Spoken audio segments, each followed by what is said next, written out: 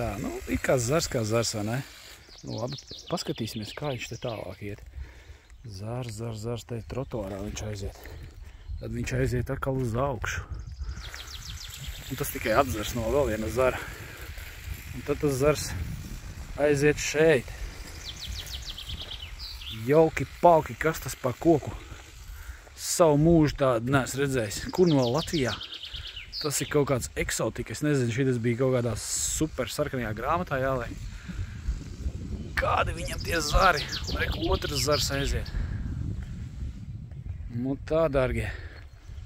Uzminiet, kas tas ir. Labi, jūs varat minēt, cik jūs gribat. Zinās tie, droši vien, kas ir bijuši. Bet tas ir pēlēkais valrieksts. Un zināsiet, ko stādīt savā dārzā, ja gribat redzēt tādus iespaidīgus kokus. Un tas te patās pretī ķemeriem.